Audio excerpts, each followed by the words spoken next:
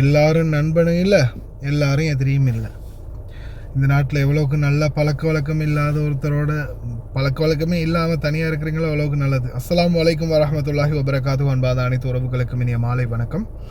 இப்போது ரீசெண்டாக நடந்த ஒரு கொலை சம்பவம் பற்றி உங்களுக்கு தெரிஞ்சிருக்கும். அதாவது அது கொலை தான், மறைச்சிட்டாங்க இல்லையா. குவைத் பாலைவனத்தில் சடலமாக மீட்கப்பட்ட இந்தியர் தெலுங்கானா மாநிலத்தை சேர்ந்தவர் என்று புதிய செய்தி வெளியாகியுள்ளது. இந்த செய்தி நீங்கள் ஆல்ரெடி வாசிச்சிருந்தீங்கன்னா விட்டுடுங்க. நான் ஒரு கடைசியில் ஒரு 2 நிமிஷம் எனக்காக செக் பண்ணிட்டு போவோம். குவைத்தில் கடந்த 3 மாதங்களுக்கு முன்னர் காணாமல் போன இந்தியர் உடல் அல் சால்மி பாலைவனத்தில் மீட்கப்பட்ட செய்தி கடந்த தினம் வெளிவந்ததை அடுத்து இந்நிலையில் உயிரிழந்த இந்தியர் யார் என்பது தொடர்பான கூடுதல் தகவல் தற்போது வெளியாகி உள்ளன.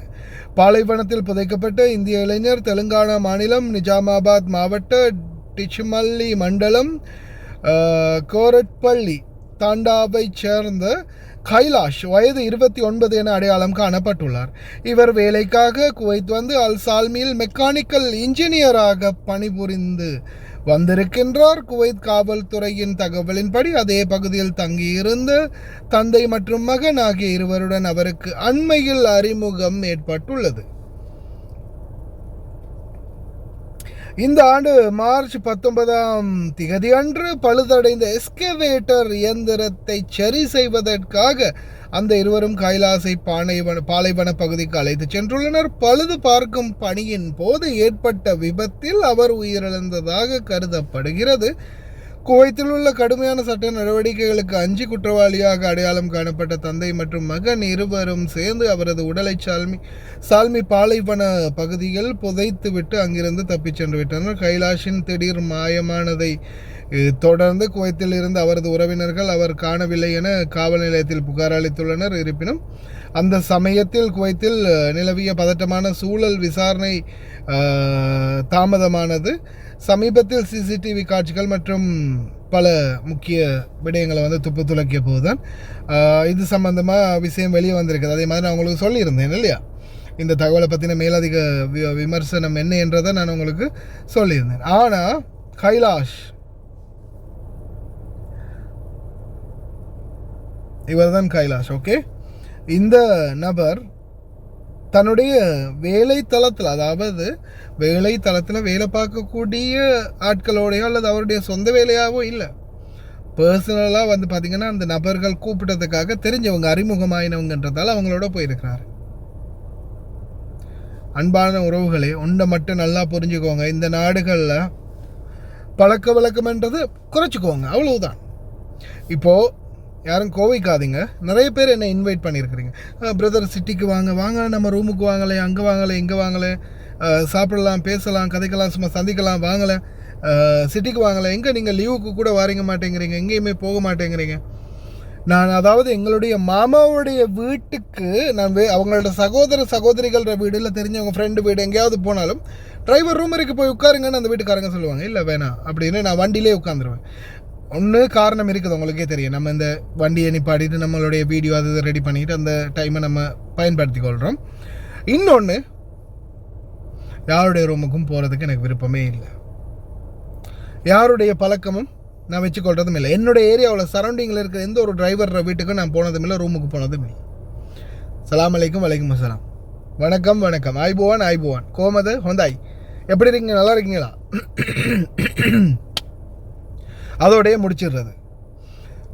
இன்றைக்கு வரைக்கும் இந்த சோஷியல் மீடியா பயணத்தில் பல எதிர்ப்புகள் கவர்மெண்ட் ஆலையும் சரி, சிஐடி ஆலையும் சரி, சைபர் கிரைம் ஆலையும் சரி, ஏன் ஏஜென்ட்டுகள் ஆலையும் சரி, ஒவ்வொருத்தர்களாலையும் பல எதிர்ப்புகளை சந்திச்சும் கொஞ்சம் சரி என்னையா அந்த அசைச்சிக்கொள்ளலாம் இறைவனுடைய துணை. அடுத்தது உங்களுடைய பிரார்த்தனைகள், அன்பார்ந்த உறவுகள், நம்மளோட பார்வையாளர்கள் நிறைய பேர் நம்மளுக்காக பிரார்த்தனை பண்ணுறாங்க. அதே போல் நாம் இன்றைக்கும் நியூட்ரலில் இருக்கிறதுக்கான காரணம் தான். 4 பேரோட பழகும்போது மச்சான் கொஞ்சம் இழுத்து பாரு, நல்லா இருக்குண்டா, தலைவலியா, நீ வேறு தூக்கமே இல்லைன்ற இது ஒரு இழுத்து பாரு, ஒரு சொட்டை அடித்து பாரு. அது அப்படி தான் பழகுறது, பழக்க வழக்கங்கள். இந்த மாதிரி தான் ஒவ்வொரு விடயங்களும். சிலர் இந்த மாதிரி, சிலர் அந்த மாதிரி. வாமச்சான் ஒரு வேலை ஒன்றுக்கு போகலாம், கடைசியில் ஏதாவது திருட்டு சாமான இல்லை திருட்டு பொருளை எடுத்துகிட்டு கடைசியில் மாட்டி ஜெயிலுக்கு போன கேஸுகளும் இருக்குது. இந்த மாதிரி பல சம்பவங்கள் இருக்குது. தயவு செய்து கவனமாக இருங்க. சொல்லுவாங்க இல்லையா, ஊரை விட்டு வந்தால் யார் விட்டு நாயோ அப்படின்ற மாதிரி நம்ம நிலைமை. அதனால் நம்ம பாதுகாப்பை நம்ம தான் உறுதி செய்யணும். சிந்தித்து செயல்படுங்க. எக்காரணத்தை கொண்டும் தேவையில்லாத நபர்களோட பழக்க வழக்கத்தை தவிர்த்துக்கோங்க. அதே மாதிரி அவங்க போதைப்பொருள் பாவிக்கிறாங்க, ஏதாவது பாவிக்கிறாங்க அப்படின்னா அவங்க நம்பரே பிளாக் பண்ணிடுங்க. இப்போ ரீசெண்டாக நிறைய பேர் பிடிப்பட்டாங்க. பிடிப்பட்டத்தில் பார்த்தீங்கன்னா இந்த போதைப்பொருள் வியாபாரிகள் சம்மந்தப்பட்டவங்க பிடிப்பட்டவனே அவங்களுடைய ஃபோன் எடுத்து அவங்களுடைய நம்பர், காண்டாக்ட் லிஸ்ட் அது இதெல்லாம் செக் பண்ணி போலீஸ் அதில் யார் யார் காண்டாக்ட் இருக்குதோ அவங்களையும் தேடி பிடிக்கிறாங்க. இந்த மாதிரி நிலைமைகள் இருக்குது. அதனால் தயவு செய்து ரொம்ப கவனமாக இருங்க. எல்லாம் வளரவன் அனைவரையும் பாதுகாக்கட்டும். அதுக்காக கூட்டாளியே வேணாம் அப்படின்னு சொல்லுது. நல்ல பழக்க வழக்கத்தோட நல்ல முகப்பத்தை நல்ல நிலைமையில் பழகிற மனுஷர்கள் இருந்தாங்கன்னா பழகிக்கோங்க. மோசமான வழியில் போகிறவங்க இருந்தாங்கன்னா தவிர்த்துக்கோங்க. நம்மளுக்கும் சேஃப்டி, பாதுகாப்பு. அஸ்ஸலாமு அலைக்கும் வரஹ்மத்துல்லாஹி வபரகாத்துஹு. அன்பாத அனைத்து உறவுகளுக்கும் இனிய வணக்கம். உயிரம் கொடுப்போம், உயிரை காப்போம்.